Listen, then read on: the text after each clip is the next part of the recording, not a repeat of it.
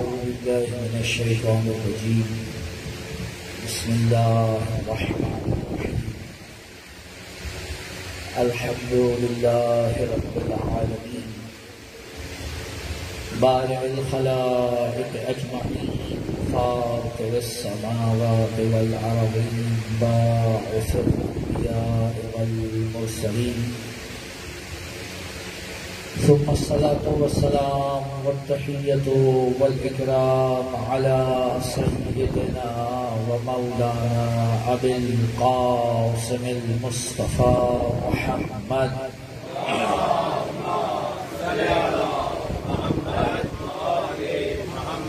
وعلى أهل بيته الطيبين الطاهرين المعصومين المظلومين المنتجبين المنتخبين ولعنة الله على أعدائهم أجمعين من الأولين والآخرين يا رب العالمين.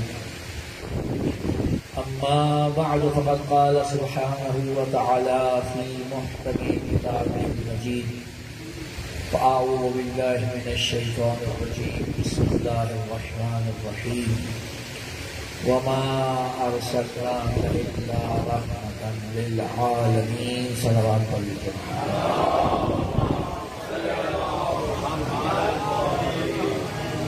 اپنی حاجات کی قبولیت کے لیے امام وقت کے ضرور تعجیل کے لیے جہاں کہیں مومنین و مومنات آباد ہیں کی عزت مال جان آبرو کی حفاظت کے لیے جس کسی نے دعا کی التماس کی اپنی حاجات کی قبولیت کے لیے بانیان مجلس کی توفیقات میں اضافے کے لیے اور جتنے بھی مرحوم مومنین دنیا سے گزر گئے ان کے بلندی درجات کے لیے بآواز بلند صلوات علیہ فرمائے.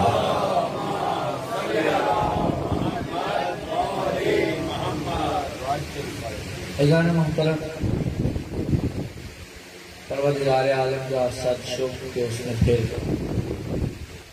یہ سعادت بخشی کہ ان ذوات مقدسہ کے ذکر سے اپنے قلوب اور اپنے اذہان کو منور کریں کہ جن کے ذکر کو خدا نے شفا بھی قرار دیا ہے اور عبادت بھی قرار دیا ہے.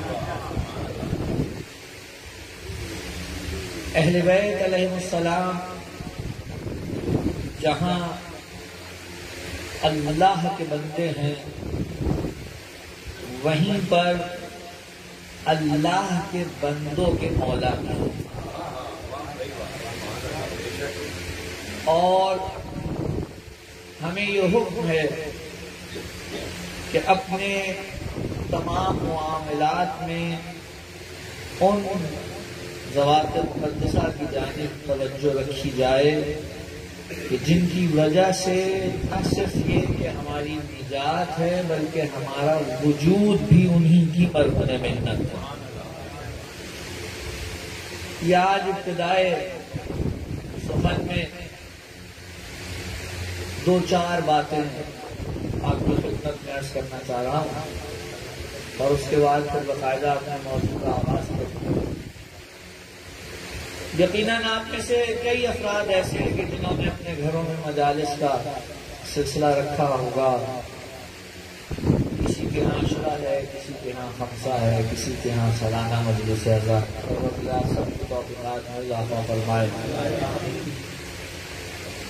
لیکن عام طور پہ ہم نے یہ دیکھا ہے کہ جب مجلس اعزا کوئی کرتا ہے چاہے امام بارگاہ میں کر رہا ہو یا گھر میں کر رہا ہو، اب یہ اس طرح کا کچھ سلسلہ بن گیا ہے، ٹرینڈ کہہ لیجیے، کہ لوگ یہ پوچھتے ہیں کہ مجلس اعزا کا بانی کون ہے، کون کر رہا ہے. اور بعض اوقات یہ بھی دیکھنے کو ملتا ہے کہ جو مجلس کرانے والا ہے اس کی بنا پر مجلس میں جانے والے یہ فیصلہ کرتے ہیں کہ جانا ہے یا نہیں جانا ہے. عرض خدمت ہے، مجلس میں اس وقت تک نہ آنے کا کوئی فائدہ ہے نہ مجلس برپا کرنے کا فائدہ ہے جب تک وہ فقط اللہ کے لیے نہ ہو.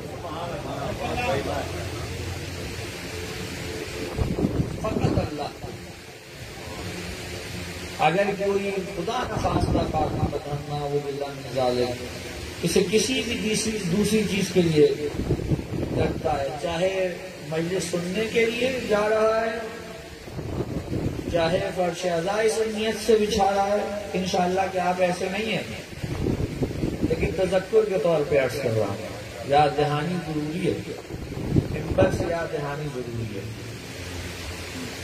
اہم ترین بات یہ ہے کہ آپ گھر سے نکلیں مجلس عزا کے لیے، دماغ میں یہ نہ ہو کہ فلاں کے ہاں جا رہا ہوں اور فلاں چیز کے لیے جا رہا ہوں، بلکہ نکلتے ہوئے ذہن میں یہ ہو مجلس عزائے سید الشہداء میں جا رہا ہوں قربتاً الی اللہ۔ آپ اگر یہ نیت رکھتے ہیں خدا کی قسم اس سے بڑھ کر کی عبادت کریں، اور اگر آپ نیت میں ذرا سا بھی کوئی اور چیز ساتھ شامل ہو رہی ہے تو اتنی بڑی عبادت کو آپ نے بہت ہی سستے میں اپنے ہاتھ سے جانے دیا ہے۔ یہ ذہن میں رکھیے گا، کوئی شخص بھی اگر مجلس کر رہا ہے، میلاد کر رہا ہے، اہل بیت کے لیے کوئی کام کر رہا ہے، ان کے دین کے لیے کوئی کام کر رہا ہے، کبھی بھی یہ تصور نہیں کرے کہ اس نے ان کے لیے کچھ کیا ہے یا نعوذ باللہ ان پہ کوئی احسان کیا ہے۔ آپ جو کچھ بھی کر لیں اہل بیت کے ساتھ یہ تصور ہی نہیں کر سکتے کہ آپ نے جو اہل بیت کے لیے کیا ہے وہ اپنی طرف سے کیا ہے، ممکن ہی نہیں۔ آپ ان کے لیے جو کچھ بھی کر رہے ہیں وہ اصل میں کیا ہے، یوں کہوں کہ وہ انہی سے لے کر انہی کو دینا ہے۔ میں اگر جوانوں کے لیے مثال سے واضح اگر ہو سکے بات تو عرض کروں کہ جناب آپ دیکھیے، آپ باہر جائیے کہیں کسی گھر میں، آپ دیکھیں کہ ایک صاحب ہیں، بڑے امیر ہیں، اور ان کے پاس کوئی باغ ہے، اور انہوں نے اس باغ کی رکھوالی کے لیے اور ادھر جو پودے ہیں ان کی رکھوالی کے لیے ایک مالی کو رکھا ہوا ہے۔ ٹھیک ہو گیا؟ یہ جو مالک ہے یہ اس مالی پر انتہائی مہربان ہے، ہر اس کی ضرورت کو پورا کرتا ہے، اس کی جو گھر کی ضرورت وہ بھی پوری کر رہا ہے، اس کے راشن پانی کی ضرورت وہ بھی پوری کر رہا ہے، اسے جو چیز چاہیے، اس نے لے کے دی ہے، اس کو سواری کی ضرورت ہے، اس نے وہ بھی اسے فراہم کر رکھی ہے، اس کے بچوں کو تعلیم کی ضرورت ہے وہ بھی وہ دے رہا ہے، یعنی مکمل پیکج۔ ایک دن اس مالی کے دماغ میں آیا کہ میرا مالک اتنا مجھ پہ مہربان ہے تو کیوں نہ میں اپنے مالک کو بھی تحفہ دوں۔ یہ سوچ کے گھر سے باہر نکلا تو باہر نکلتے ہی اس کی نگاہ ان پھولوں پہ پڑی جو باغ میں لگے ہوئے تھے، اور اس نے وہ پھول توڑے، گلدستہ بنایا اور گلدستہ بنا کر مالک کی خدمت میں پیش کرتے گئے، اور جب مالک کی خدمت میں پیش کیے تو مالک نے آگے سے یہ نہیں کہا کہ تم میرے ہی باغ سے لے کر مجھے ہی دے رہے، کیونکہ مالک کریم تھا اس لیے اس نے یہ نہیں کہا کہ تم میرا ہی مجھے دے رہے ہو، کیونکہ کریم تھا لہذا تحفہ بھی قبول کر لیا اور ساتھ میں شکریہ بھی ادا کیا۔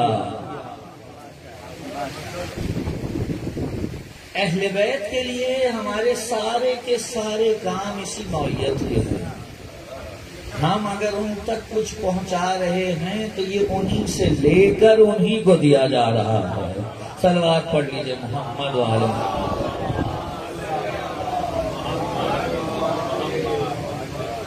بات واضح ہو گئی۔ تو اب یہ مجالس ہوں یا محافل ہوں یا کوئی بھی دینی کام جو آپ اہل بیت کے لیے کر رہے ہیں، خدا کے لیے کر رہے ہیں، یہ اصل میں انہی سے لے کر انہی کو دینا ہے، اور کتنا اچھا ہے یہ دینا۔ دیکھیے کسی نے پوچھا امام معصوم سے کہ پروردگار شکر کیسے ادا کریں، تیری نعمتیں جو خدا نے دی ہیں اس قدر، اللہ کی نعمتوں کا شکر کیسے ادا کریں؟ اب ہمارے یہاں یہ سلسلہ ہے کہ اگر کوئی نعمت مل جائے تو شاید ایک سجدہ شکر کر لے، اور زیادہ ہوگا تو ایک تسبیح شکر للہ کی پڑھ لے۔ یہ زبانی شکر ہے، عملی نہیں ہے، یہ عملی شکر نہیں ہے۔ امام نے کہا اگر شکر ادا کرنا چاہتے ہو تو بہترین اللہ کی نعمتوں کا شکر یہ ہے کہ اس کی نعمتوں کو اسی کی راہ میں لگا دو، یہ بہترین شکر ہے۔ اللہ نے مال دیا ہے تو خدا کی راہ میں لگاؤ، اللہ نے قوت دی ہے تو اللہ کی راہ میں لگاؤ، اللہ نے دماغ دیا ہے تو اللہ کی راہ میں لگاؤ، اللہ نے کان دیا ہے تو اللہ کی راہ میں لگاؤ، اللہ نے آنکھوں کی نعمت دی ہے تو حسین کے غم میں گریہ کر کے اس کا شکر ادا کرو۔ یہ بہترین شکر ہے، یہ عملی شکر ہے۔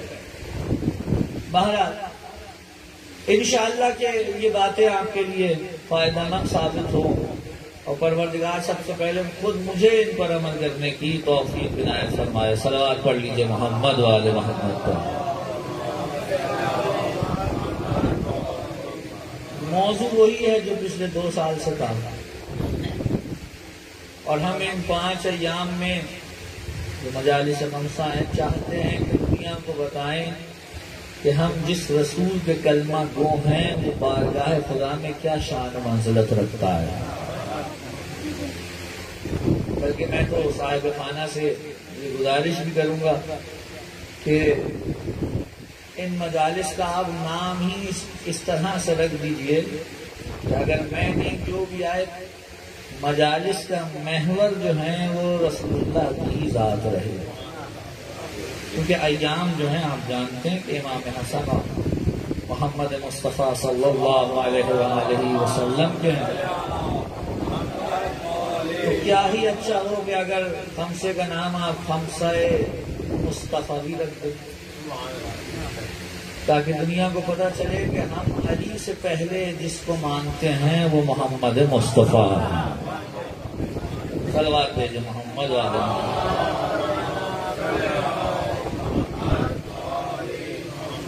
اور اس سے پہلے کہ مجھے کوئی کہے میں آپ کو کہہ دیتا ہوں کہ تھوڑا تھوڑا سا آگے تشریف لے آئیں، صلوات پڑھیں محمد والے۔ آگے جگہ ہے، آپ آ جائیں، اس طرف بھی 2-4 بندے بیٹھ سکتے ہیں، تشریف لے آئیے۔ اللہ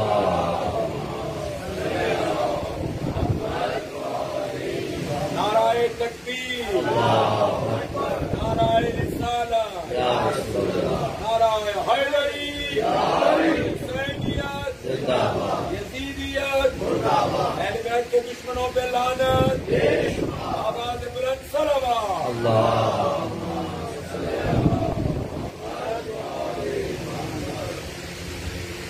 تو رسول کی ذات وہ ذات ہے کہ جو خالق کی طرف سے بندوں پر حجت پروردگار ہے، اور بندوں کی طرف سے بھی خالق پر حجت ہے۔ یہ جملہ شاید سنگین ہو جائے، توجہ فرمائیں گے حضرات، میں گفتگو شروع کرنے لگا ہوں۔ یہ بات تو سمجھ میں آتی ہے کہ اللہ کی حجت ہے رسول بندوں پر، واضح ہے نا؟ اچھا نہیں، میں آپ سے سوال کروں یہ حجت کا معنی کیا ہوتا ہے؟ یہ وہ لفظ ہے کہ میرا خیال ہے کہ آج تک اہل تشیع کے بچوں کے دماغوں میں سب سے زیادہ جو لقب مشترکہ لقب ہمارے معصومین کا پڑا ہے وہ یہی حجت اللہ ہے۔ اس سے بڑھ کے میرا نہیں خیال کہ کسی لقب کی تکرار ہوتی ہے۔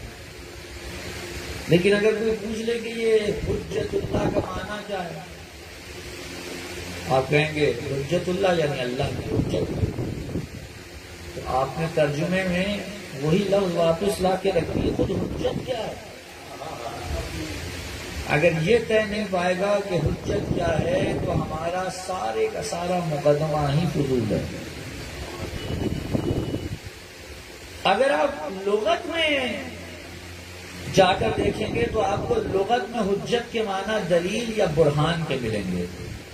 توجہ فرمائیں حضرات.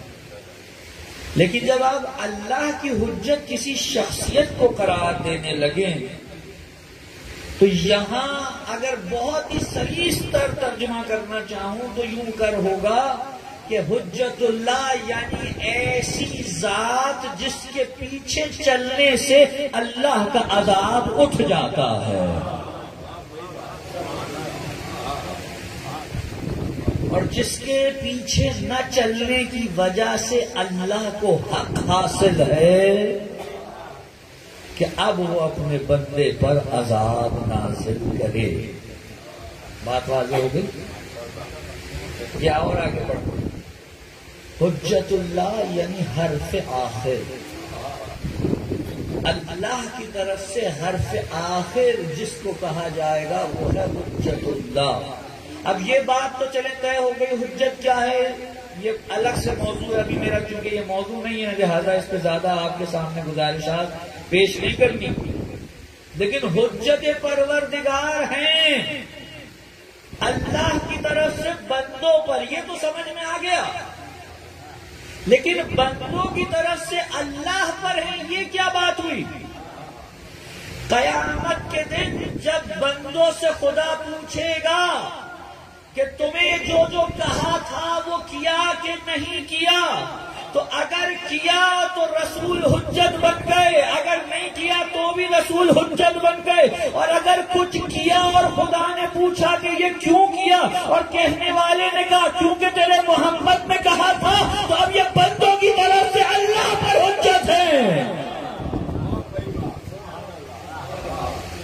کیونکہ تیرے محمد نے کہا تھا، کیونکہ تیرے رسول نے کہا تھا، مجھ تک تیرے رسول کا یہ پیغام پہنچا تھا کہ یوں کرنا ہے، میں نے خود سے نہیں کیا. حضور حجت اللہ کو مانا جاتا ہے، بنایا نہیں جاتا. صلوات بھیجیے محمد والے محمد پر.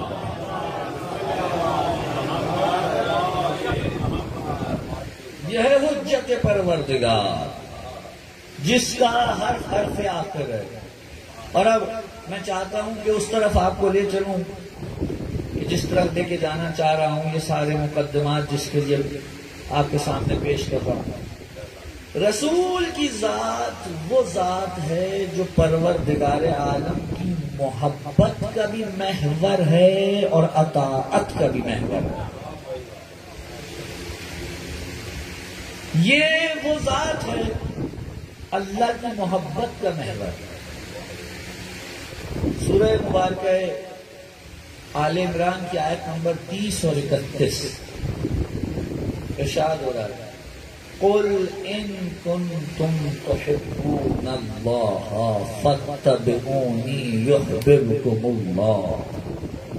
اے رسول آپ ان سے کہیے یہ جو آ کر دعوے کر رہے ہیں کہ ہم اللہ سے محبت کرتے ہیں، اگر ان کا دعویٰ ہے کہ یہ اللہ کے محب ہیں تو ان سے کہیے دعوے کی دلیل دیں.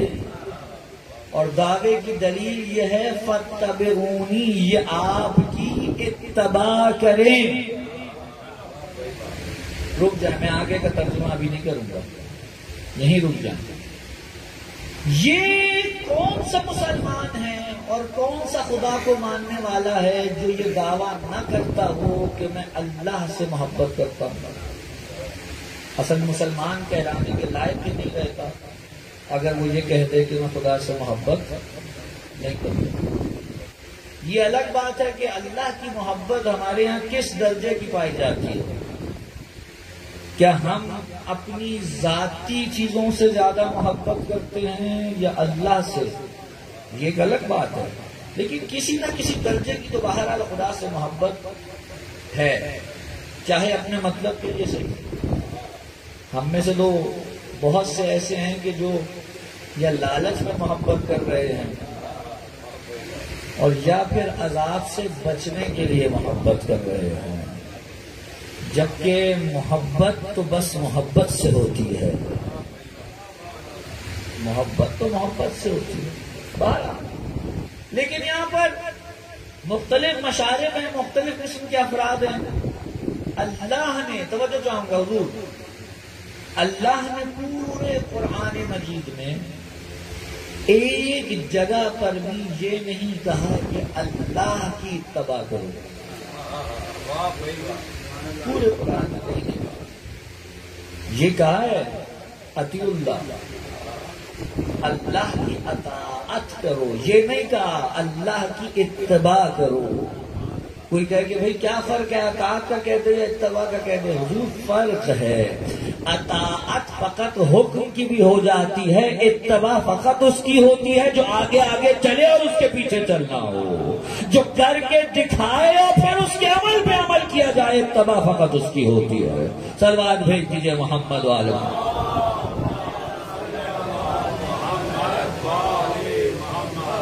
پورے قرآن میں کہیں خدا نے اپنی اتباع کا حکم نہیں دیا، اتباع کا حکم دیا تو کس کی؟ کہا رسول کی اتباع کرو، اور جب رسول کی اتباع ہو گئی، پیغمبر اسلام کی اتباع ہوئی، اب تمہیں دعویٰ کرنے کی ضرورت نہیں ہے، یہ تم نے دلیل دے دی، اور جب دلیل دی تو اب محبت یہ طرفہ نہیں رہے گی، اب محبت دو طرفہ ہو جائے گی۔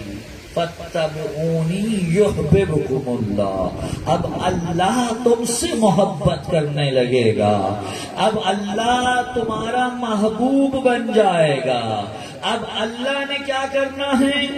توجہ چاہتا ہوں، اللہ سے محبت کی آپ نے، یہ دعویٰ تھا، دلیل دی اتباع رسول کے ساتھ، تو اب اللہ آپ کا محب ہو گیا، یعنی اللہ یہ کہنا چاہتا ہے کہ میری محبت کا مرکز و محور رسول کی ذات ہے، جس نے اس کی اتباع کر لی پھر دعوے کی ضرورت نہیں ہے، میں خود بخود اس سے محبت کرنے لگ جاؤں گا۔ اللہ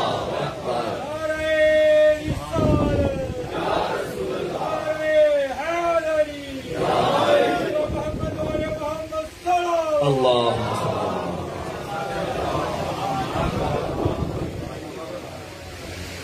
بڑا ہی عجیب مرحلہ خدا کی قسم۔ آپ دیکھیے، اللہ کہہ رہا ہے میں محبت کرنے لگوں گا، دعویٰ ہمارا تھا ہم محب خدا ہیں، خدا نے کہا دلیل دو میں تمہارا محب ہوں، میں تمہارا محب ہوں۔ لیکن اب ذرا توجہ چاہ رہا ہوں میں آپ سے، چونکہ تیسرا سال ہے اور یہاں پہ جو سننے والے ہیں انہیں کسی حد تک میری عادت ہو ہی گئی ہے، اور انہیں پتا ہے کہ میری عادت ہے گاہے بگاہے ایک دم سے بیچ میں سے پیچھے چلا جاتا ہوں، اور پھر ایک ایسی بات شروع ہو جاتی ہے کہ جو عام طور پہ ممبروں سے نہیں ہوتی۔ یہ تو میں نے ترجمہ بھی کر دیا اور آپ نے اس کو قبول بھی فرمایا، اللہ محبت کرے گا، لیکن اب سوال یہ ہے کہ کیا اللہ بھی ویسے ہی محبت کرتا ہے جیسے ہم کرتے ہیں؟ دیکھیے، اس میں کوئی شک نہیں ہے کہ آپ لفظ محبت کو خدا سے نسبت دے سکتے ہیں، قرآن میں دی گئی ہے، ہم کیا کریں، کلام اللہ میں دی گئی، لیکن یہ محبت ویسی ہی ہے جیسے ہم کرتے ہیں۔ ہماری محبت کیفیات کا نام ہے، ہماری محبت تو کیفیات کا نام ہے، بعض اوقات جذبات کا نام ہے۔ ماں کی بچے سے محبت جذبات کے دھارے میں ہے، کہ اللہ کی محبت جذبات کے دھارے میں ہے۔ اچھا چلیے میں اور پھنساتا ہوں بات کو، وہ حدیث تو آپ نے کئی دفعہ سن رکھی ہے کہ اللہ اپنے بندے سے اتنی محبت کرتا ہے جتنی کتنی جی 70 مائیں اپنے، تو صحیح ہے حدیث تو درست ہے، لیکن کیا یہ ماؤں کی محبت وہ جذباتی محبت ہے جو اللہ کرتا ہے؟ اگر آپ جذباتی محبت کی بات کریں تو نعوذ باللہ من ذالک آپ نے اللہ کو مخلوقات کی صفات سے متصف کر دیا. یہ تو ساری توحید کا ہی بیڑا غرق ہو گیا. یہ تو عقیدہ توحید نہیں. تو اب اللہ کی محبت کیا ہے؟ اگر یہ میں پہنچا سکا تو میں سمجھوں گا کہ آج کی مجلس کی محنت سوارت ہو جائے گی. حضور محبت کے اندر اچھا ایک اور بھی بات اس اور کے ساتھ میں تھوڑی سی ایک اور جہت ہے آگے یہ ذہن. محبت ایک ایسی چیز ہے جو زبردستی نہیں کروائی جا سکتی. کوئی آپ کے سر پہ ڈنڈا لے کے کھڑا ہو جائے اور آپ سے کہے کہ کہو تم مجھ سے محبت کرتے ہو، آپ زبردستی اس سے اقرار محبت تو لے سکتے لیکن قلب میں محبت داخل نہیں کر سکتے. یہ کوئی زبردستی کا معاملہ تو ہے نہیں. اچھا اب محبت زور زبردستی کا معاملہ نہیں ہے، پکی بات ہے. جب زور زبردستی کا معاملہ نہیں ہے اور ہر بندے کا اپنا حساب کتاب ہے تو پھر اللہ نے کیوں کہا اہل بیت کی محبت واجب ہے؟ رسول کی محبت کیوں واجب تھی؟ کوئی بندہ آئے بھائی مشرکین مکہ میں سے کوئی اٹھے اور کہتے کہ بھائی میرے دل میں نہیں آتی اس کی محبت، میں کیا کروں؟ کوئی زور زبردستی ہے؟ تو نعوذ باللہ اللہ کا حکم اور یہ عقلی بات کیا ایک دوسرے سے کلیش نہیں کرتی، بات پھنس گئی. اب ایک سلوات آپ بتائیں سلوات.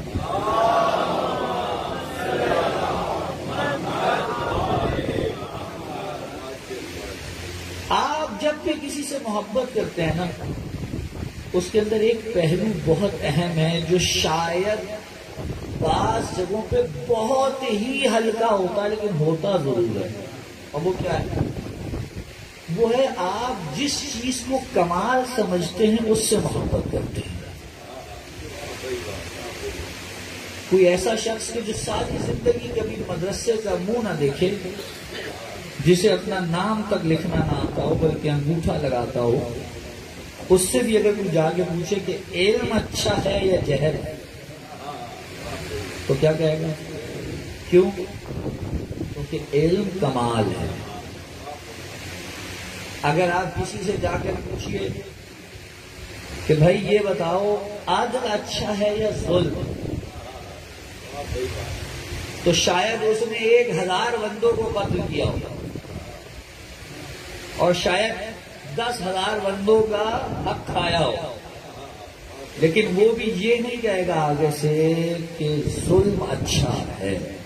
تو کیا کہے گا؟ عدل اچھا ہے. کیوں؟ کیونکہ عدل کمال ہے، ظلم نقص ہے.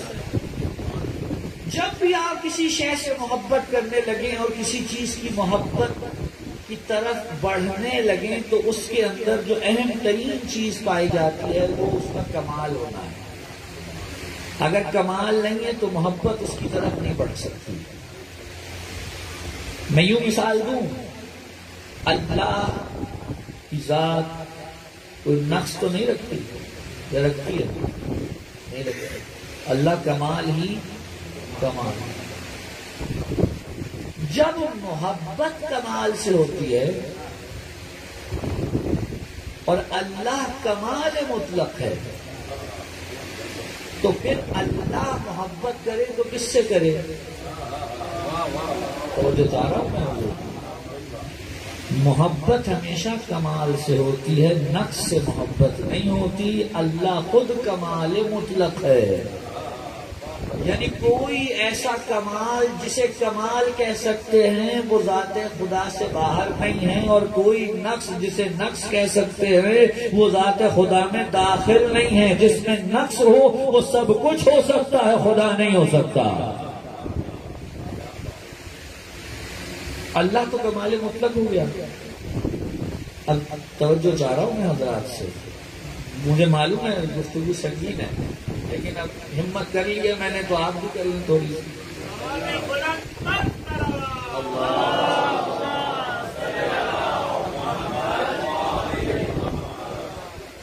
جب ہر کمال اللہ کی ذات میں ہے، اس کا مطلب جانتے ہیں کیا ہے؟ اللہ کسی سے محبت نہیں کرتا، وہ اپنی ذات سے محبت کرتا، کیونکہ محبت کمال سے ہوتی ہے۔ اس دنیا میں جہاں جہاں آپ کو کمال دکھائی دے رہا ہے نا، یہ کسی کا اپنا نہیں ہے، یہ سب اللہ کا عطا کردہ ہے۔ کسی کے پاس اپنا ذاتی کمال نہیں ہے، کسی کے پاس اپنا مستقل کمال نہیں ہے، اللہ نے عطا کیا ہے تو ہے، ورنہ کسی کے پاس اپنا ذاتی کا کوئی کمال نہیں ہے۔ جب انسان کا وجود ہی اپنا نہیں ہے تو کمال تو خود وجود ہی ہے نا، وجود۔ دیکھیں کمال کا مطلب کیا ہوتا ہے؟ یعنی کوئی شے ہے، اور نقص یعنی کچھ نہیں ہے۔ کمال کے نہ ہونے کو نقص کہا جاتا ہے۔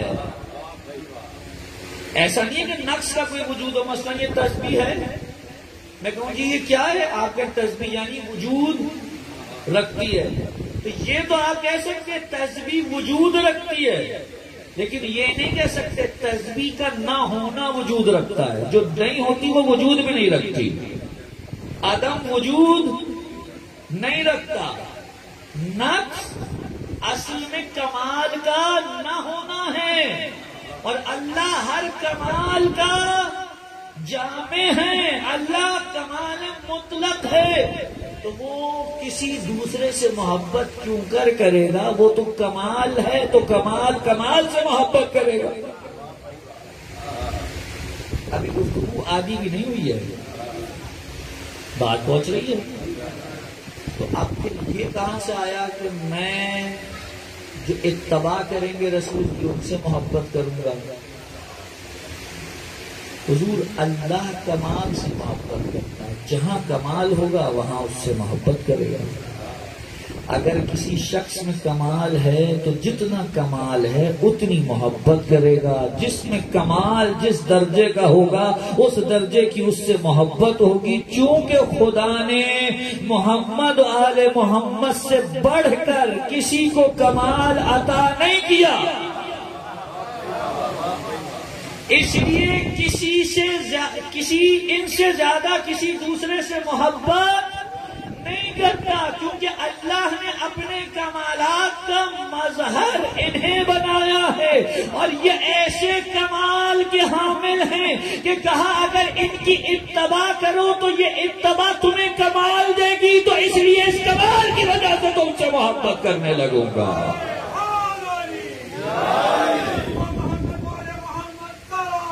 اللہ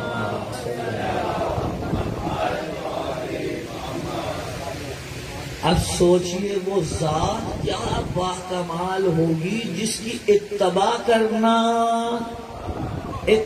کرنے والے کو کمال بخش دے۔ سلوات بھیجیے محمد والے۔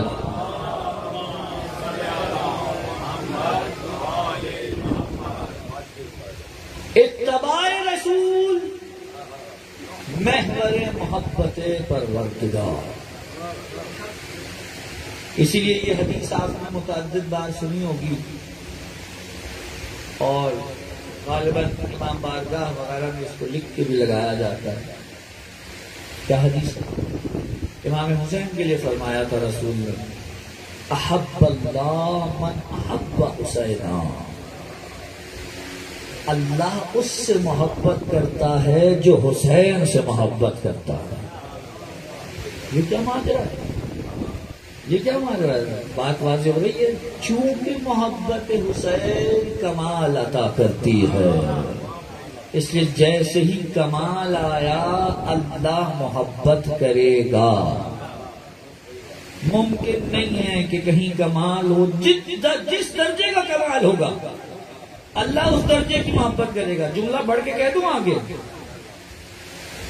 اللہ ایک غیر مسلم سے بھی محبت کرے گا، اللہ ایک غیر اثنا عشری سے بھی محبت کرے گا۔ جس درجے کا اس کے پاس کمال ہوگا اس درجے کی محبت ہوگی۔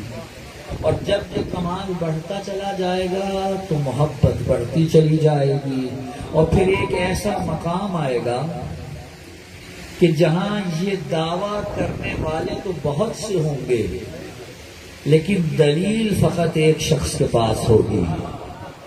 توجہ چاہتا ہوں، اللہ نے کیا کہا؟ ان کنتم تحبون اللہ فاتبعونی یحببکم اللہ۔ اگر تمہارا دعویٰ ہے محبت خدا کا تو تمہاری پیروی کریں یہ رسول، تو اللہ ان سے محبت کرنے لگے گا۔ دعویٰ سب کر سکتے ہیں لیکن دلیل کوئی نہیں دے سکتا، کیونکہ دلیل دینے کے لیے یا کلام خدا چاہیے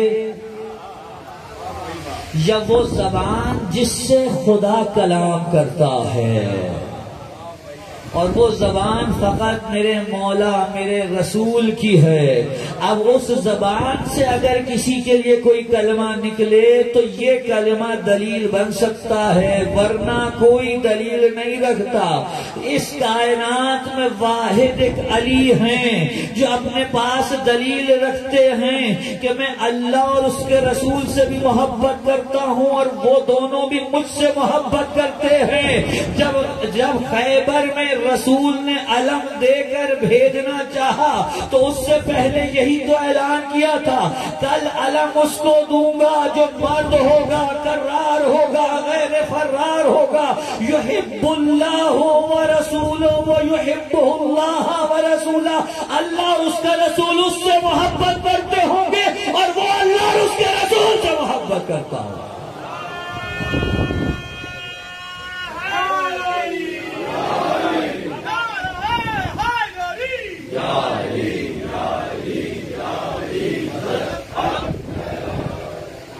یہ کون دعویٰ کر سکتا ہے دلیل کے ساتھ؟ علی کے پاس دلیل ہے، کس کی زبان سے؟ اسی زبان سے جس سے قرآن کی آیتیں برآمد ہوتی ہے۔ بے توجہ فرمائیں حضرات، اس زبان کی دلیل ہے۔ تو دیکھیے، آپ نے رسول کو دیکھا؟ آپ نے تو رسول کو بھی نہیں دیکھا۔ کچھ تھے جنہوں نے رسول کو دیکھا، کچھ افراد تھے جنہوں نے رسول کی اپنی آنکھوں سے زیارت کی، لیکن انہوں نے بھی رسول کو ہی دیکھا، نہ جبرائیل کو دیکھا، نہ وحی کو دیکھا، نہ رسالت کو دیکھا۔ رسول کو دیکھنا اور ہے، رسالت کو دیکھنا اور ہے۔ نہج البلاغہ میں میرے مولا علی نے عجیب جملہ فرمایا، کہ میں بچپن سے رسالت کی بو سونگھتا تھا۔ رسول کی بو سونگھنا اور ہے، رسالت کی بو سونگھنا اور ہے۔ وہ اور ہے جنہیں 40 سال کے بعد معلوم ہوا کہ رسول رسول ہے، علی تو بچپن سے رسالت کی بو سونگھتے ہیں۔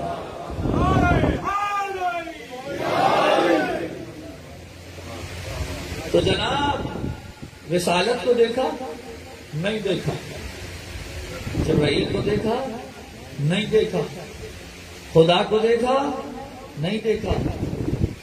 اور اسی زبان سے قرآن بھی نکل رہا ہے، اسی زبان سے حدیث قدسی بھی نکل رہی ہے، اسی زبان سے حدیث پیغمبر بھی برآمد ہو رہی ہے۔ فرق کیسے کیا آپ نے؟ بھائی منبع تو ایک ہے، محور تو ایک ہے، فرق کیسے ہوا؟ جسے رسول نے قرآن کہہ دیا وہ قرآن ہے، جسے رسول نے حدیث قدسی کہہ دیا وہ حدیث قدسی ہے، جسے رسول نے اپنی روایت کہہ دیا وہ حدیث ہے۔ یعنی کل ملا کے ہمارے پاس اور کچھ نہیں ہے سوائے اس کے کہ رسول کی زبان پر اعتماد کرے گا، کچھ نہیں اور۔ اب اگر کوئی مجھ سے پوچھے دین کیا ہے تو میں کہوں گا دین کی مختصر تعریف یہ ہے کہ جو رسول کی زبان سے نکل جائے وہ دین ہے۔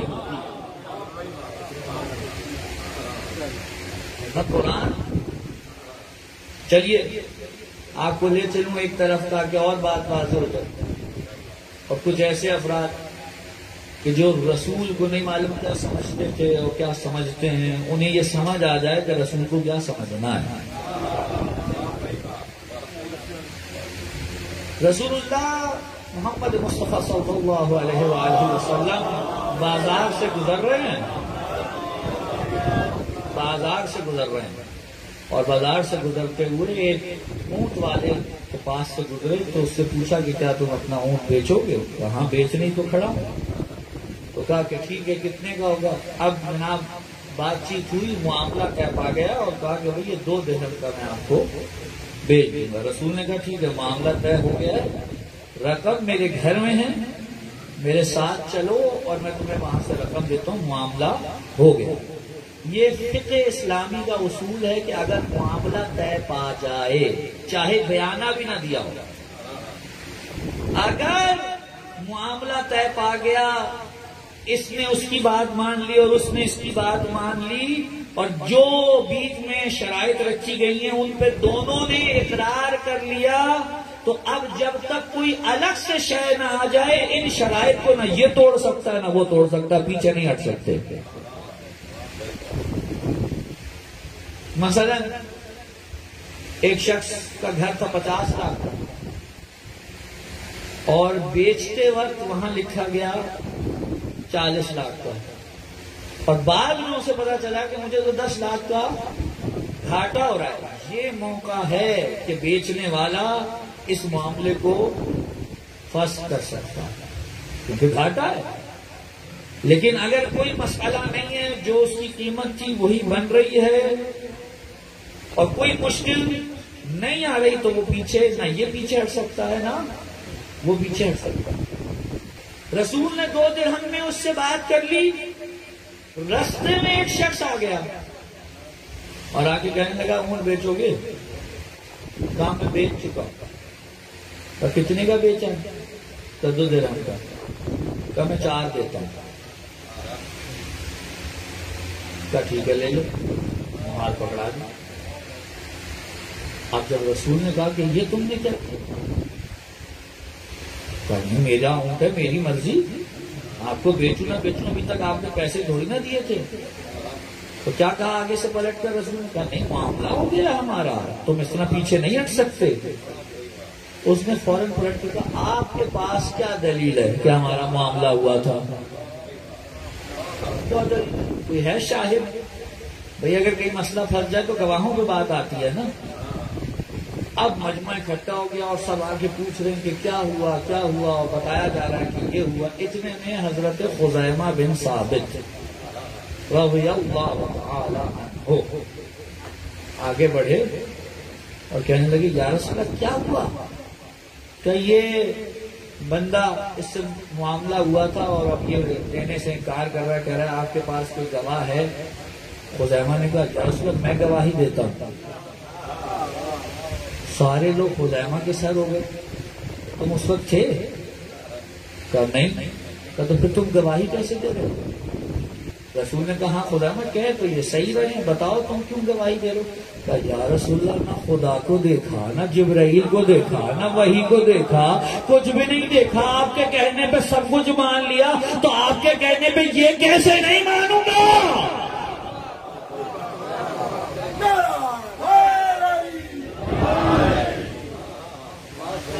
بھائی جس زبان پر اعتماد کر کے میں قرآن کو قرآن مان رہا ہوں، وحی کو وحی مان رہا ہوں، جبرائیل کو جبرائیل مان رہا ہوں، اگر وہ کہہ دے کہ یہ اونٹ میں خرید چکا ہوں، تو اگر میں اس مقام پہ اس کی بات پہ یقین نہیں کرتا تو جو پچھلے مانے ہیں ان کا کیا ہوگا؟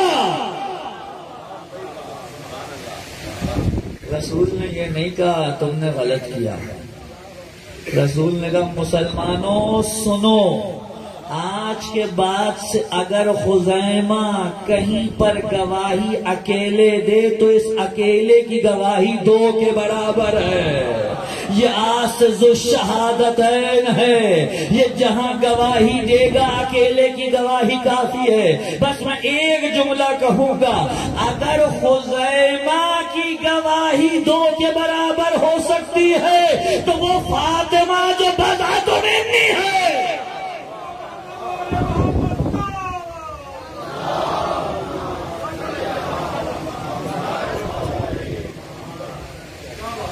آج تک تاریخ میں لقب موجود ہے خزیمہ کا ذو الشہادت ہے. تو کسی نے رسول کی رسالت کو نہیں دیکھا، کسی نے جبرائیل نہیں دیکھا، وحی نہیں دیکھی، خدا نہیں دیکھا، رسول کے کہنے پہ مانا، ایسا ہی ہے۔ فاتبعونی، توجہ، موضوع بہت باقی ہے اور وقت تھوڑا۔ اب میں اس فاتبعونی پہ بات کرنا چاہ رہا ہوں۔ آپ جتنا تیزی سے ساتھ دیں گے گفتگو اتنی تیزی سے آگے بڑھے گی۔ حضور یہ جو فاتبعونی ہے، سوال یہ ہے کہ کیا آپ ہر مقام پہ رسول کی اتباع کر سکتے ہیں؟ ہر مقام پہ اتباع کریں۔ قرآن کیا کہہ رہا ہے؟ لَقَدْ كَانَ لَكُمْ فِي رَسُولِ اللَّهِ أُسْوَةٌ حَسَنَةٌ، رسول کی سیرت تمہارے لیے بہترین نمونہ عمل ہے۔ اور یہ بھی میں عرض کر دوں کہ وہ افراد کچھ ہوتے ہیں جان چھڑانے کے لیے اس طرح کی باتیں کرتے ہیں، جب بھی کسی عمل کی بات کریں، عملی میدان کی بات کریں، تو وہ یہ کہہ کے اپنا دامن چھڑانے کی کوشش کرتے ہیں کہ پر یہ تو رسول کر سکتے تھے، امام کر سکتے تھے، ہم کہاں کرتے کریں، کہاں وہ، کہاں ہم۔ درست ہے، آپ کی بات بالکل درست ہے۔ اگر آپ ان کی حقیقت نوریہ کی بات کریں، ان کے مقامات کی بات کریں، ان کی شان و منزلت کی بات کریں، تو کہاں وہ اور کہاں ہم۔ لیکن حضور اتنا ذہن میں رہے کہ اگر قرآن نے کہا ہے نا یہ اسوہ حسنہ ہے، تو یہی قرآن کہہ رہا ہے کہ ہم کسی بھی نفس پر وہ بوجھ نہیں ڈالتے جو وہ اٹھا نہ سکتا ہو۔ اگر قرآن نے کہا ہے یہ بہترین نمونہ عمل ہیں، اس کا مطلب ہے ہم کر سکتے ہیں تو کہا ہے، ورنہ نہیں۔ کوئی نہیں کہتا نہ وہ ذالک، اگر یہ کوئی جملہ کہتا بھی ہے تو غلط کہتا، میں صاف کہہ رہا ہوں، میں اپنا نظریہ بیان کر رہا ہوں، مجھے کسی سے کچھ لینا دینا نہیں۔ اگر کوئی یہ کہتا بھی ہے کہ حضور اعمال انجام دے کر کوئی رسول جیسا ہو سکتا ہے، غلط کہتا ہے، نہیں ہو سکتے رسول جیسے، لیکن رسول کے عمل پر عمل کیا جا سکتا ہے۔ ساتھ دوں میں، آپ لوہا لیں اور لوہے کو آگ میں ڈال دیں تو کیا ہوگا؟ کچھ دیر کے بعد لوہا پگھلنے سے پہلے سرخ ہوگا، ایسا ہی ہے۔ جب وہ بالکل سرخ ہو جائے، اس لوہے کو نکالیں اور آپ کسی کو ٹچ کریں یا کسی کپڑے سے لگائیں تو کیا ہوگا؟ وہ کپڑا جل جائے گا۔ عام لوہے سے کپڑا لگے یا ہاتھ لگے جلتا ہے؟ نہیں جلتا۔ لیکن جو سرخ ہوا ہوا لوہا ہے اسے ہاتھ لگے یا کپڑا لگے تو جلے گا، کیوں؟ کہا اسے آگ کی صحبت مل گئی ہے، اب آگ کے اثرات آ گئے ہیں۔ لوہا ہے، آگ نہیں بنا ہے، لوہا ہی، لیکن ساتھ رہنے کی وجہ سے اثرات آگ کے آ گئے ہیں۔ یہاں بھی یہی مانگا ہے، تم سے یہ نہیں کہا تم محمد اور علی بن جاؤ، تم سے کہا ہے ان کی محبت کی بھٹی میں جا کر وہ اثرات پیدا کر لو۔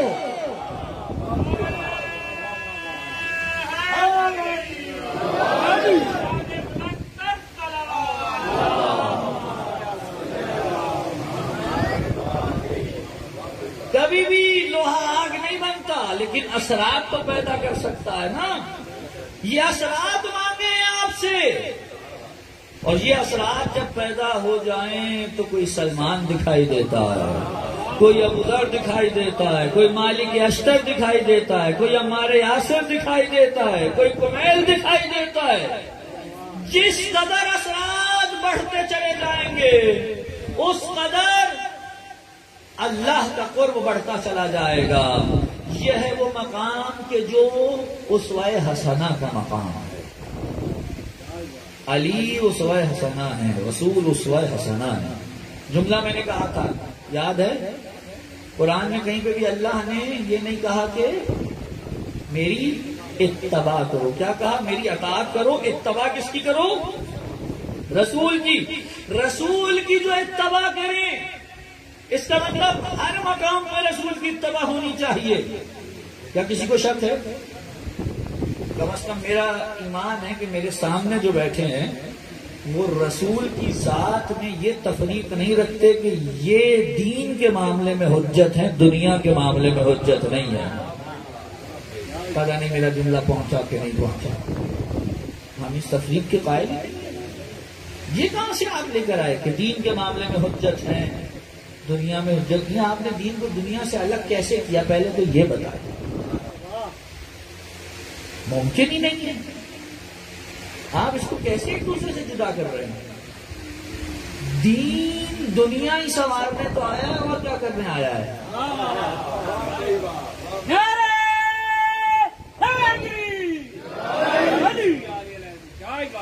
اگر دین دنیا نہیں سنوارے گا تو وہ دین ہی کیا جس سے دنیا ہی نہ سنورے؟ جو دین دنیا نہیں سنوار پا رہا وہ آخرت کیا سنوارے گا؟ یہ کون سا دین دیا آپ نے؟ اور رسول جیسی ذات کو آپ نے کہہ دیا۔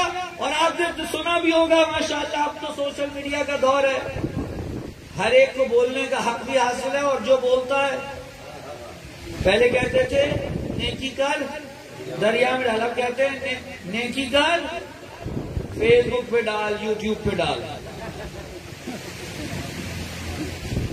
جو بولا چلو بھائی فوراً سے۔ حالانکہ کوئی مبانی نہیں ہے، کوئی اصول نہیں ہے، شاید دین کو جانتے بھی نہیں ہیں، صرف بولنے کے لیے ایسی زبان حاصل ہو گئی ہے جس پہ ماشاءاللہ خوب ڈھیر ساری چربی چڑھی ہوئی ہے، اور اس کو چلا رہے ہیں۔ اور کہنے والا کہہ رہا ہے کہ رسول کے لیے تو قرآن نے کہا، آپ دیکھیے واقعی مطلب عربی نہیں آتی ان لوگوں کو۔ وَمَا يَنطِقُ عَنِ الْهَوَىٰ إِنْ هُوَ إِلَّا وَحْيٌ يُوحَىٰ۔ مطلق قرآن کہہ رہا ہے کہ میرا رسول تو اپنی ہوائے نفسانی سے کلام تک نہیں کرتا، وہ جو کہتا ہے وہی ہوتی ہے۔ یا اگر ترجمہ یوں کروں تو شاید آپ لطف میں، وہ وہی کہتا ہے جو وہی ہوتی ہے۔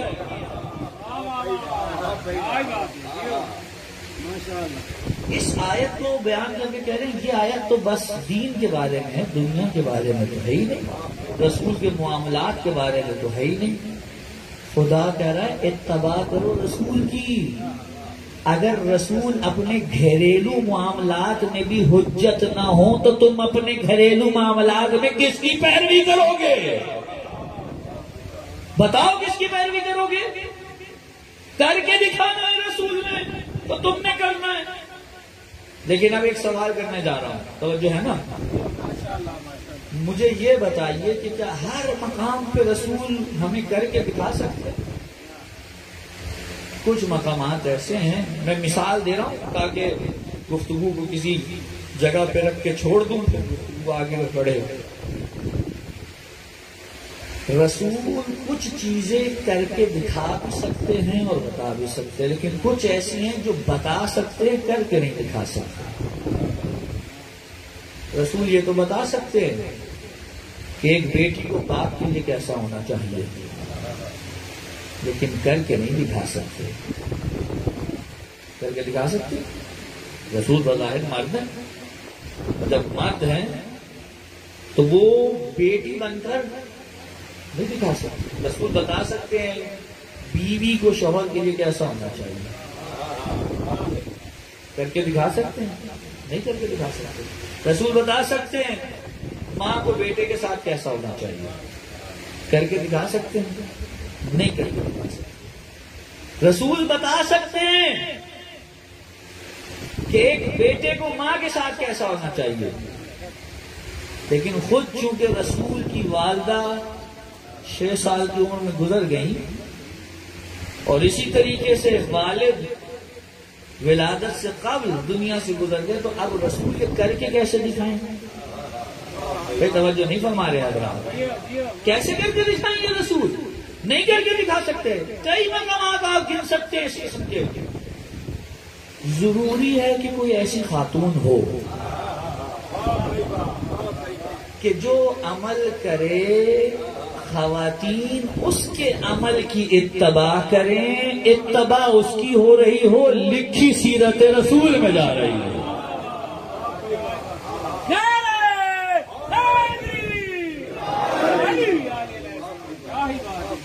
یہ فتبعونی فقط 11 ہجری کی 28 سفر تک نہیں ہے، خدا کرے میرا جملہ پہنچ جائے، یہ فتبعونی 28 سفر 11 ہجری تک نہیں ہے، اس فتبعونی میں وہ سب آتے ہیں جو رسول جیسے ہیں، اسی لیے ہمارا دعویٰ ہے کہ بعد رسول امام کی ضرورت اس لیے نہیں ہے کہ وہ یہ بتائے رسول کیا کر گئے، بعد رسول امام کی ضرورت اس لیے ہے کہ وہ بتائے اگر آج رسول ہوتے تو کیا کرتے۔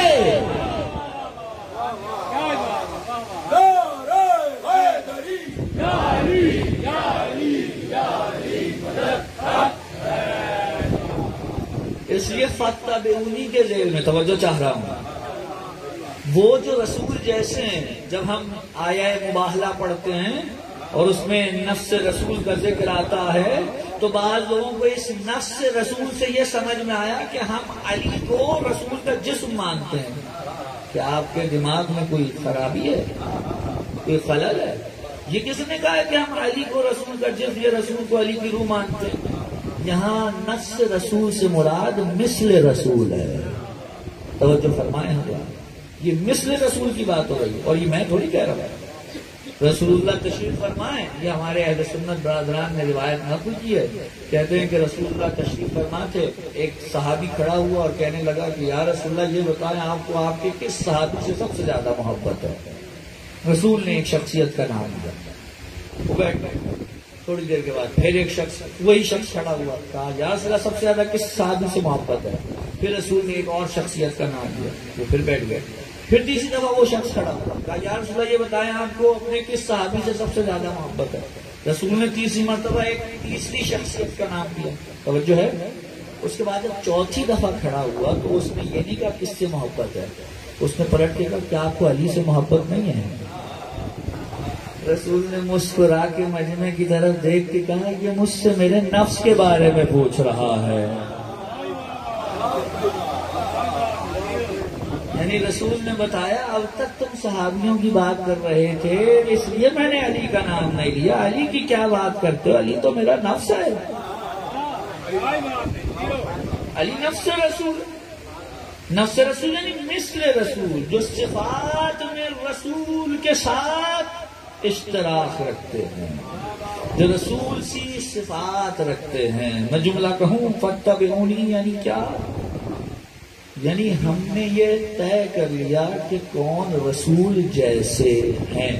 اب جب یہ طے ہو گیا کہ کون رسول جیسا ہے تو اب یہ بحث کرنے کی تو ضرورت نہیں پڑے گی کہ انہوں نے یہ کیا تو صحیح تھا کہ غلط تھا، نہیں توجہ فرمائی حضرات نے، یہ کہنے کی ضرورت ہی نہیں ہے، اب یہ ضرورت ہی نہیں پڑے گی کہ جو رسول جیسا اگر جسے مان لیا یہ جو انہوں نے کیا یہ صحیح تھا کہ غلط تھا، یہ وہ مانے جو کچھ اور مانتے ہیں۔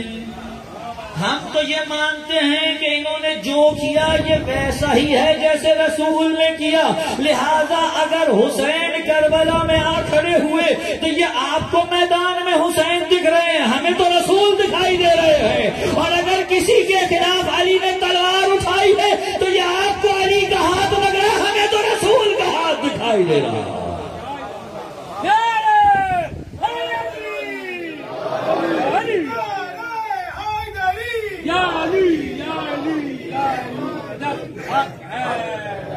صلوات عنایت فرمائے محمد و آل محمد۔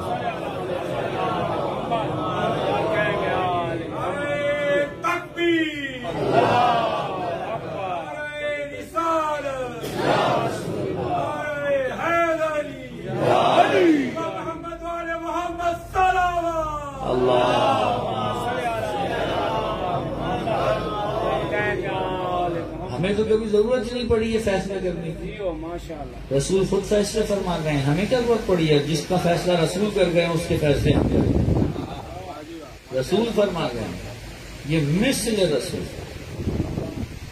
اب جب بھی آیت توجہ ہے فتبعونی کی آیت آپ جب بھی پڑھیں گے، اس فتبعونی میں صرف 11 ہجری تک نہیں،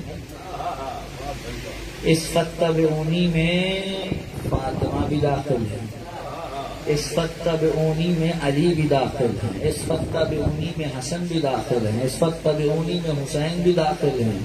ان لوگوں کو سمجھ ہی بات نہیں آئی تھی جو حسین کو جاتے ہوئے یہ کہہ رہے تھے حسین جا رہے ہیں تو بچوں کو کیوں لیے جا رہے ہیں؟ انہیں بات نہیں سمجھ میں آئی۔ اصل بات یہ ہے کہ اگر حسین کچھ کر رہے ہیں تو بس یہ حجت پروردگار ہے۔ انہیں شاید مباہلہ بھول گیا تھا۔ رسول مباہلے میں کس کو لے کر گئے تھے؟ اکیلے گئے تھے؟ بچے بھی تھے، خاتون بھی تھی، بھائی بھی تھا۔ کربلا جاتے ہوئے حسین نے کچھ نہیں کیا، فقط رسول کی اتباع کی ہے، رسول کی اتباع کی ہے حسین نے۔ کل جو دن گزرا وہ اربعین حسینی کا دن تھا۔ آپ نے دنیا میں کہیں ایسی کوئی بہن دیکھی ہے جو اتنی غریب ہو کہ 1 سال کے بعد بھائی کا چہلم منائے؟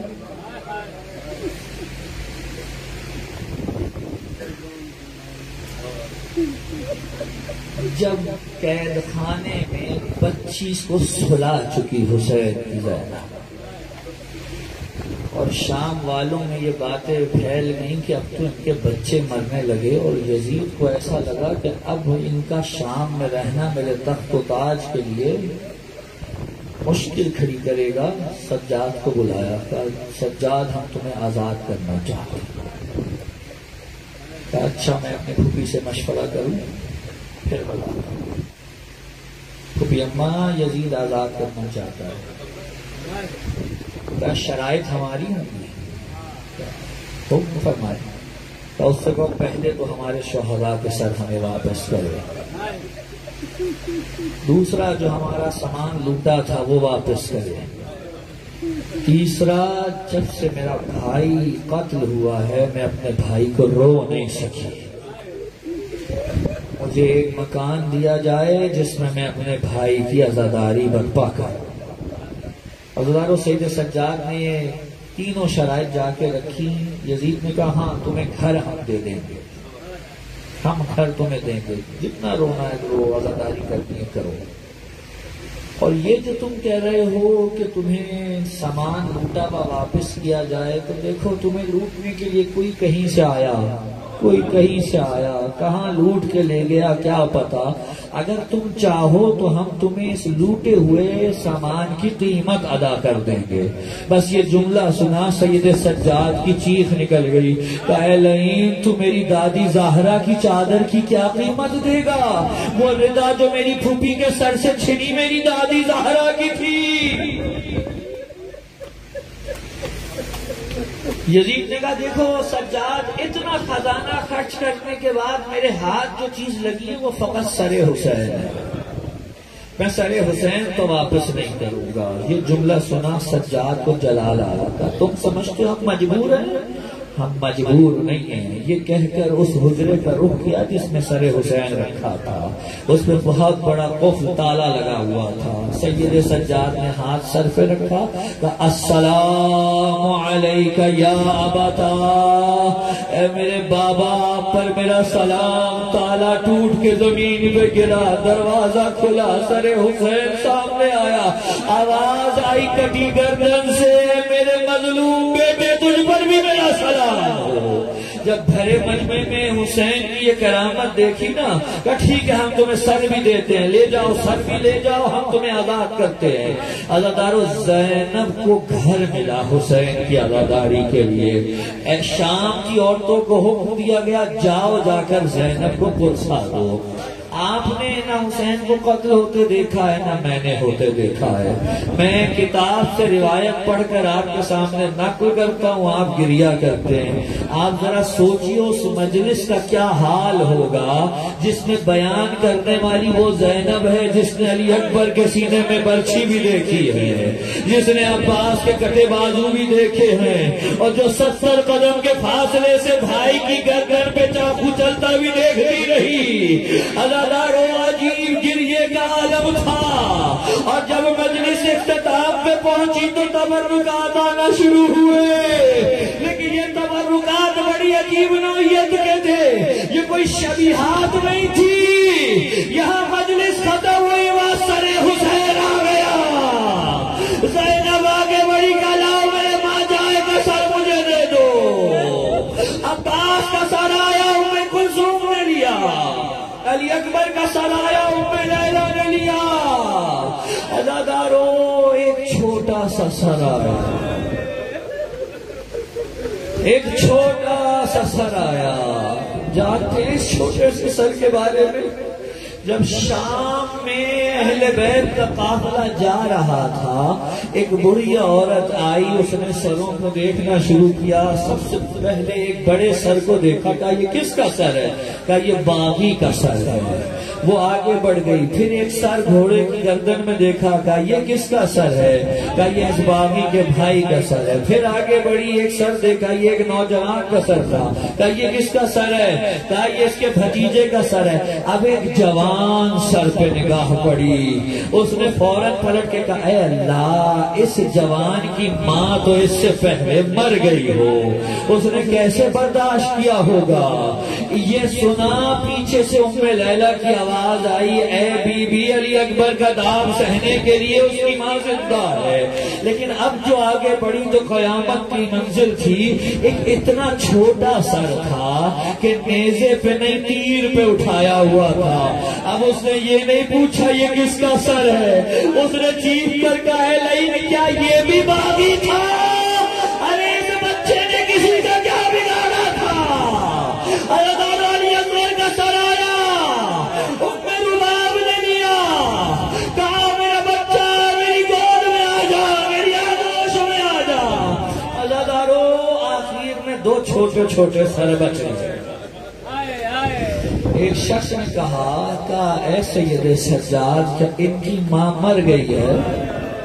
کیا ان کا کوئی رونے والا نہیں ہے؟ سجاد نے کہا بھائی ایسا نہ کہے، یہ میری پھوپھی کے اون محمد ہے، یہ ان کے سر ہے، لیکن میری پھوپھی تو اپنے بھائی کو رو رہی ہے۔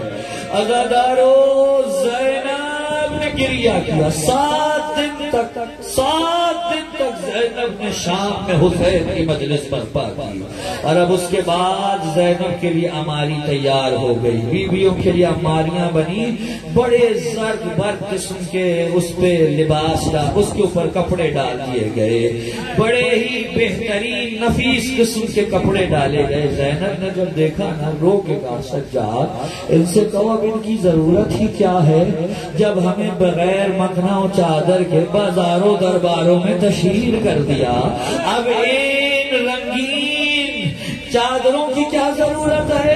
ان سے کہو اگر کچھ دینا ہی چاہتے ہیں تو ہماری اماریوں پہ سیاہ چادریں ڈالیں، اور ہر اماری کے ساتھ ایک سیاہ پرچم لگا دیں، تاکہ جہاں سے گزرے معلوم ہو 72 کے عزادار جا رہے ہیں۔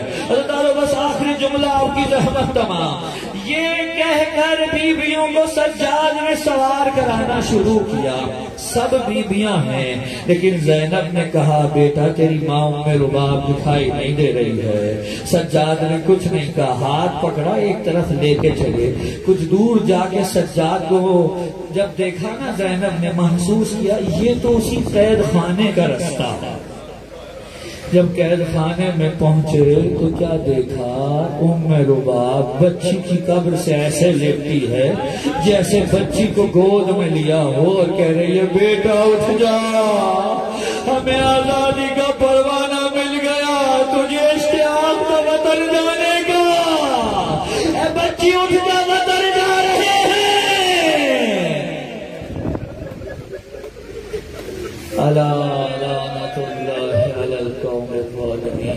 وسيعلم الذين ظلموا أي منقلب ينقلبون إنا لله وإنا إليه راجعون۔ پروردگار امام زمانہ ظہور متعجل فرما، ہمیں ان کے امان و انصار میں شامل فرما۔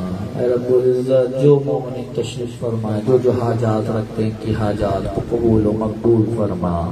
ہمارے گناہ کبیرہ و صغیرہ سے درگزر فرما، ہمیں صحیح معنوں میں اتباع رسول کرنے کی توفیق عنایت فرما۔ اے رب العزت اسوہ حسنہ رسول و آل رسول کو چلنے کی توفیق عنایت فرما۔ اے رب العزت جہاں کے مومنین و مومنات آباد ہیں، میرے مولا اپنی جناب سے اس کی حفاظت فرما۔